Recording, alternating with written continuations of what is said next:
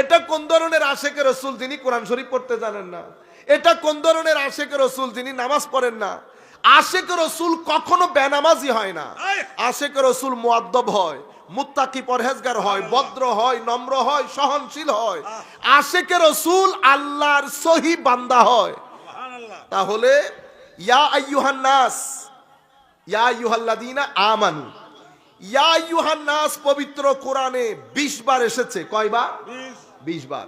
10 বার মক্কা শরীফে, 10 বার মদিনা শরীফে। ইয়া আইয়ুহান নাস বলে যখন আল্লাহ সম্বোধন করেন, আল্লাহ আমাদেরকে আল্লাহতে বিশ্বাস, পরকালে বিশ্বাস, নবীতে বিশ্বাস, আল্লাহর অস্তিত্ব, আসমান জমিনের সৃষ্টি, আল্লাহর গ্রেটনেস, এই বিষয়গুলো আল্লাহ তুলে ধরেন ইয়া আইয়ুহান নাস যখন বলবে। যেমন ইয়া আইয়ুহান নাস উবুদু রাব্বাকুমুল্লাযী খালাকাকুম ওয়াল্লাযীনা মিন ক্বাবলিকুম লাআল্লাকুম তাত্তাকুন আল্লাযী জাআলা লাকুমুল আরদা ফিরাশা ওয়াস সামাআ বিনাআ। এভাবে আসমানের গ্রেটনেস, জমিনের সৃষ্টি, উপর থেকে পানি বর্ষণ, আল্লাহ আল্লাহর মহানত্বের বর্ণনা দিয়েছেন। কি জন্য?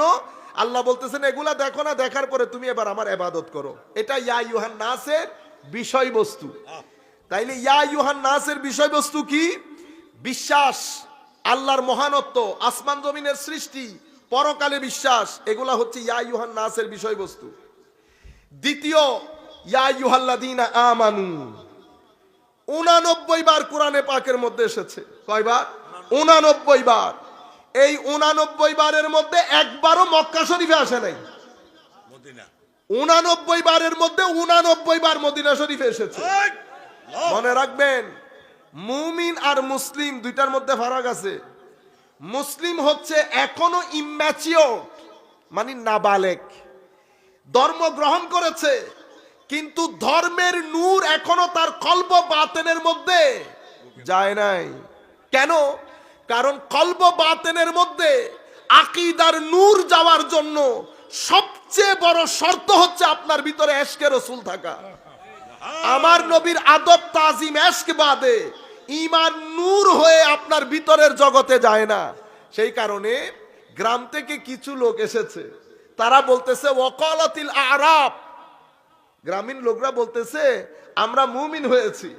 আমার আল্লাহ বলতেছেন হাবিব তাদেরকে বলে দেন আমি মুমিন হয়েছে, এই কথা যেন তারা না বলে। তো কি বলবে? তাদেরকে বলতে বলেন আসলাম না বলতে, আমি মুসলমান হয়েছি। কেন?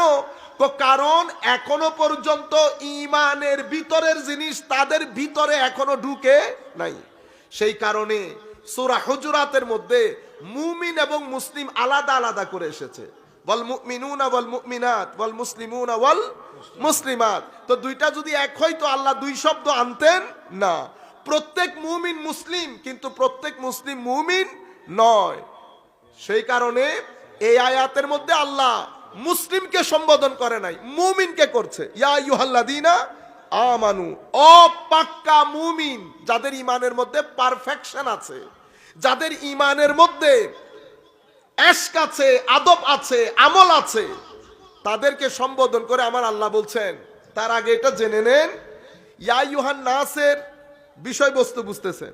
ইয়া আইয়ুহাল্লাযীনা আমানু যখন কোন আয়াতের মধ্যে আসে, এটার বিষয়বস্তু আপনি যদি বলেন হুজুর এক বাক্যে বলেন, এক বাক্যে বলতে গেলে ইয়া আইয়ুহাল্লাযীনা আমানুর বিষয়বস্তু হচ্ছে আদবে রসুল, আমার নবীর আদব শিক্ষা দেওয়া। আমি দুই একটা আয়াত বলি আপনাদেরকে, তাইলে বুঝতে পারবেন।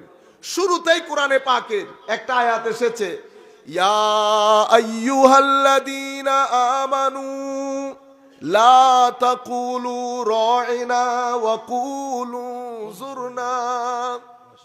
দেখছেন, মুমিন কাদেরকে বলছে? আমার আল্লাহ সাহাবায়ে কেরামকে সম্বোধন করে বলছে, এ আমার নবীর সাহাবীরা।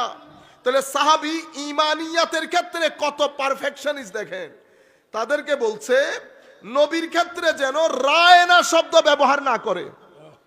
রায়না শব্দ আরবির মধ্যে অনেক অর্থে ব্যবহৃত হয়। একটা অর্থ হচ্ছে আমরা বলি না could you please look at me, আপনি একটু আমার দিকে তাকাতে পারবেন? তো এটার জন্য আরবিতে রায়না ব্যবহার হয়। আবার রায়না শব্দের আরো একটা অর্থ আছে, যারা রাস্তাঘাটে খেতে ছাগল গরু চড়ান, তাদেরকে রায়ের ক্ষেত্রে রায় না শব্দ ব্যবহার হয়। এখন আমার আল্লাহ বলছেন, ও আমার নবীর সাহাবায়ে কেরাম, আজকের পর থেকে নবীর শানে রায়না শব্দটা ব্যান ঘোষণা করছি। আজীব বিষয় না? আল্লাহ রাব্বুল আলামিন বলছে আমি রায়না শব্দ ব্যান ঘোষণা করছি, তোমরা রায়না শব্দ আমার নবীর শানে আর ব্যবহার করবে না। সাহাবায়ে কেরাম চিন্তায় পড়ে গেলেন, মাওলা এটা কি ধরনের রায়না শব্দের মধ্যে দোষ কোন জায়গায়? পরে আমার নবীর ব্যাখ্যার মাধ্যমে বুঝতে পেরেছে যে মুনাফিকরা সাহাবায়ে কেরামের সাথে বসে আমার নবীকে রায়না বলে ভিতরে ভিতরে ছাগল ছড়ানোর দিকে, বুঝতে পেরেছেন, ইঙ্গিত দিতেন।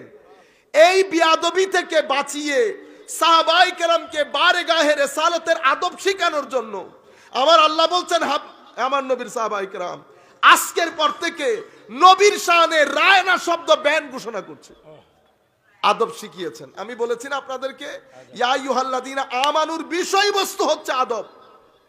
আচ্ছা, এরপরে দেখেন, ইয়া আইয়ুহাল্লাযীনা আমানু ইস্তাজিবু লিল্লাহি ওয়ালির রাসূলি ইযা দাআকুম লিমা ইউহয়িকুম।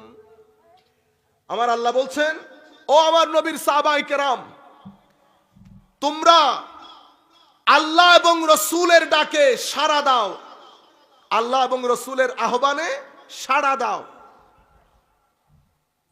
কখন? ইজা দাআকুম, যখন তিনি আহ্বান করেন। আহ্বানকারী একজন, সাড়া দিচ্ছি দুইজনকে। তো সাড়া যদি দুইজন হয়, আহ্বানকারীর ক্ষেত্রে খাওয়ার কথা ছিল কি? যখন তারা আহ্বান করেন। এটা পৃথিবীর গ্রামার, বাংলা বলেন, ইংরেজি বলেন, আরবি বলেন, গ্রামার এটাই বলে। নাউন দুইটা হইলে প্রনাউন কয়টা হবে? বহুবচন হবে না? কিন্তু এখানে নাউন দুইজন, অর্থাৎ সাড়া দিচ্ছি দুইজনের ডাকে। ইস্তাজিবু লিল্লাহি ওয়ালির রাসূল, আল্লাহ এবং রাসূলের আহ্বানে সাড়া দাও। ইজা দাআকুম, যখন তিনি আহ্বান করে। মাওলা তিনি আহ্বান মানি, আহ্বানকারী কয়জন? তো আহ্বানকারী দুইজন, কিন্তু আহ্বানকারী একজন। আহ্বানকারী দুইজন, কিন্তু আহ্বানকারী একজন। কেন? কারণ আমাকে আল্লাহ আহ্বান করবেন না, আল্লাহ আমার সাথে কথা বলতে আসবেন না। আল্লাহ কথা বলেন নবীর সাথে, নবী কথা বলেন আমার সাথে। আপনি যদি মাস্টারি করে আগে চলে যান, তাইলে ইমানই হবে না।